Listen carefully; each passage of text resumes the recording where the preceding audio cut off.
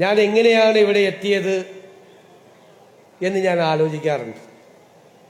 നിങ്ങളുടെ ഹൃദയത്തിൻ്റെ, സ്വപ്നത്തിൻ്റെ, പ്രാർത്ഥനയുടെ തേരിലേറിയാണ് വി.ഡി. സതീശൻ കേരളത്തിൻ്റെ മുഖ്യമന്ത്രി സ്ഥാനത്തിരിക്കുന്നത്.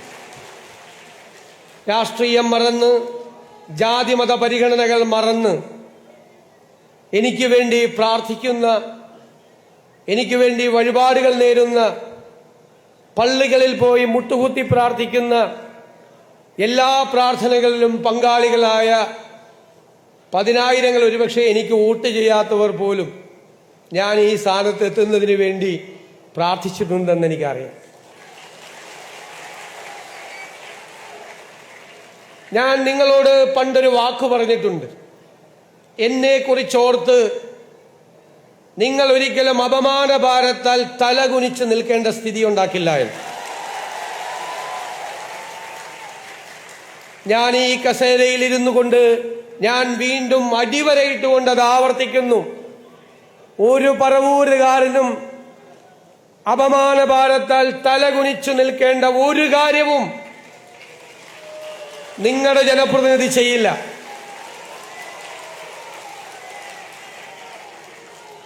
കേരളത്തിൽ ബഹുമാന്യനായ ശ്രീ മോഹൻലാൽ, ഞാൻ അദ്ദേഹത്തിന്റെ പ്രസംഗത്തിന്റെ ഓരോ വരികളും ശ്രദ്ധിക്കുകയായിരുന്നു.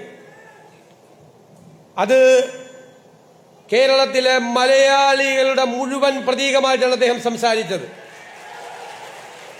അതൊരു സ്വപ്നമാണ്, അത് കേരളത്തെക്കുറിച്ചുള്ള സ്വപ്നമാണ്. ആ സ്വപ്നം യാഥാർത്ഥ്യമാക്കാൻ വേണ്ടിയിട്ടുള്ള കഠിനാധ്വാനത്തിന്റെ, അർപ്പണബോധത്തിന്റെ മണിക്കൂറുകളും നിമിഷങ്ങളുമായിരിക്കും ഇനി വരാനിരിക്കുന്നത്.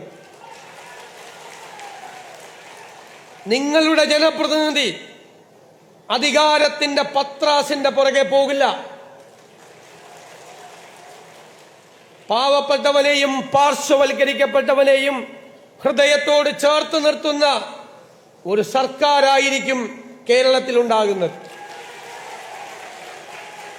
ഓരോ നടപടികളും പാവപ്പെട്ടവന്റെയും ഇടത്തരക്കാരന്റെയും ജീവിത നിലവാരം ഉയർത്തുന്നതിന് വേണ്ടിയിട്ടുള്ള നടപടിയായിരിക്കും.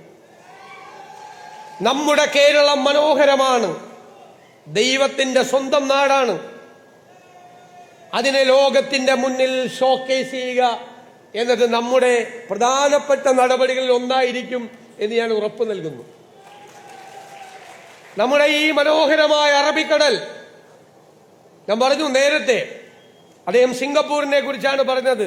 സിംഗപ്പൂരിന്റെ പ്രത്യേകത എന്താ? അതൊരു തുറമുഖ നഗരമാണ്.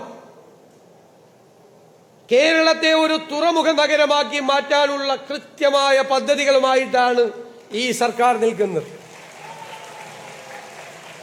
2 പ്രധാനപ്പെട്ട അന്താരാഷ്ട്ര തുറമുഖങ്ങളും, ഒരു കണ്ടെയ്നർ ടെർമിനലും, 17 മിനി പോർട്ടുകളും, 600 കിലോമീറ്റർ അറബിക്കടലുമുള്ള ഈ കേരളത്തെ നമ്മളൊരു തുറമുഖ നഗരമാക്കി മാറ്റും. തുടങ്ങും ഇപ്പോൾ തന്നെ. 4 അന്താരാഷ്ട്ര വിമാനത്താവളങ്ങളുള്ള കേരളം ഇന്ത്യയിൽ ഏറ്റവും കൂടുതൽ ഏവിയേഷൻ പ്രോജക്റ്റുകളുള്ള സംസ്ഥാനമാക്കി നമ്മൾ മാറ്റും.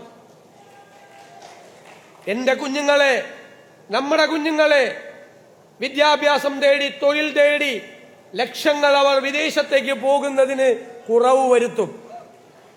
അവരവരുടെ മാതാപിതാക്കളോടൊപ്പം കേരളത്തിൽ നിന്ന് നന്നായി പഠിച്ച് നല്ല ജോലി കിട്ടുന്നതിനുള്ള അവസരം നമ്മൾ ഈ നമ്മുടെ കേരളത്തിൽ ഉണ്ടാക്കും.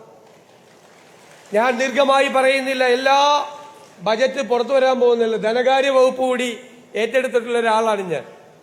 അതൊരു വെല്ലുവിളിയായതുകൊണ്ടാണ് അത് ഏറ്റെടുത്തത്. കേരളത്തിന്റെ സമ്പദ് വ്യവസ്ഥ മെച്ചപ്പെടുത്തണം.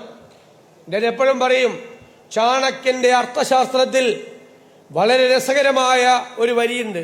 ഞാൻ പണ്ട് അസംബ്ലിയിൽ പറഞ്ഞിട്ടുണ്ട്.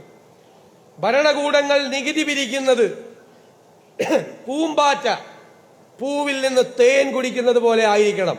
പൂവ് അറിയരുത്, പൂവ് പോലും അറിയാതെ, ജനങ്ങളെ ദ്രോഹിക്കാതെ, ജനങ്ങളെ പ്രയാസപ്പെടുത്താതെ നമ്മുടെ സമ്പദ് വ്യവസ്ഥയെ നമ്മൾ മെച്ചപ്പെടുത്തും. നമുക്കൊരുപാട് ലക്ഷ്യങ്ങളുണ്ട്. കേരളത്തിലെ ഏറ്റവും വലിയൊരു പദ്ധതി നമ്മൾ പ്രഖ്യാപിച്ചു. മുതിർന്ന പൗരന്മാർക്ക് പ്രത്യേകമായ മന്ത്രാലയം ഇന്ത്യയിൽ ആദ്യമായി ചെയ്യുന്നതാണ്. ഒരു സമൂഹം എങ്ങനെയാണ് പരിഷ്കൃതമാണ് എന്ന് കരുതുന്നത്, ആ സമൂഹം അതിലെ മുതിർന്നവരെ എങ്ങനെ അവരോട് പെരുമാറുന്നു എന്നതാണ്. ഇന്ത്യയിൽ ഏറ്റവും പരിഷ്കൃത സമൂഹമാക്കി മുതിർന്നവരെ ആദരിക്കുന്ന, അവരെ ശ്രദ്ധിക്കുന്ന, കുഞ്ഞുങ്ങളെ പോലെ ശ്രദ്ധിക്കുന്നവരാക്കി ഞങ്ങൾ മാറ്റും. ഒരു സംശയവും വേണ്ട. വരാനിരിക്കുന്ന തലമുറകൾക്ക് പ്രതീക്ഷകൾ നൽകുന്ന, സ്വപ്നങ്ങൾ ഉണ്ടാകുന്ന ഒരു കേരളം നമുക്കുണ്ടാക്കണം. ഒറ്റയ്ക്ക് കഴിയില്ല ഒന്നിനും. നമുക്ക് ടീമാവണം, ഒരു ടീം ബിൽഡ് ചെയ്യണം. കേരളത്തിൽ എല്ലാവരും ഒരുമിച്ച് നിന്നുകൊണ്ട്, എല്ലാവരെയും ചേർത്ത് പിടിച്ചുകൊണ്ട്, ഞാൻ എപ്പോഴും ആഗ്രഹിക്കുന്ന എൻ്റെ ഒരു കേരളമുണ്ട്. ജാതിമത ചിന്തകളില്ലാതെ എല്ലാവരും സാഹോദര്യത്തോടു കൂടി നിൽക്കുന്ന കേരളം. ഈ രാജ്യത്തോട് ഉറക്കെ വിളിച്ചു പറയാൻ പറ്റണം, എൻ്റെ കേരളം, നമ്മുടെ കേരളം മതേതര കേരളമാണ് എന്ന്. ആ സ്വപ്നങ്ങൾ യാഥാർത്ഥ്യമാക്കാനുള്ള ഈ യാത്രയിൽ കഴിഞ്ഞ 1/4 നൂറ്റാണ്ട് കാലമായി കണ്ണിമ ചിമ്മാതെ എന്നോടുള്ള സ്നേഹവും വാത്സല്യവും എല്ലാം എനിക്ക് കോരി തന്നിട്ടുള്ള വാരിക്കോരി തന്നിട്ടുള്ള ജനതയാണ് നിങ്ങൾ. ആ നിങ്ങൾ, ഞാൻ ഇവിടെ എത്തി നിൽക്കുമ്പോൾ, ഞാൻ തിരിഞ്ഞു നോക്കുമ്പോൾ ഞാൻ കാണുന്നത് നിങ്ങളെയാണ്, നിങ്ങളെ മാത്രമാണ് എന്ന് നിറഞ്ഞ കണ്ണുകളോടെ പറഞ്ഞുകൊണ്ട് ഈ നാടിനെയും നിങ്ങളെയും മറക്കില്ല, മറക്കാൻ എനിക്ക് കഴിയില്ല എന്ന് മാത്രം വിനയപൂർവ്വം സൂചിപ്പിച്ചുകൊണ്ട് ഈ സ്വീകരണ സമ്മേളനം എന്നും ഹൃദയത്തിൽ സൂക്ഷിച്ചു വെക്കാനുള്ള ഒന്നാക്കി മാറ്റിയ നിങ്ങളോട് എല്ലാവരോടും നന്ദി പറഞ്ഞുകൊണ്ട് ഞാൻ എൻ്റെ വാക്കുകൾ ചുരുക്കുന്നു. നമസ്കാരം.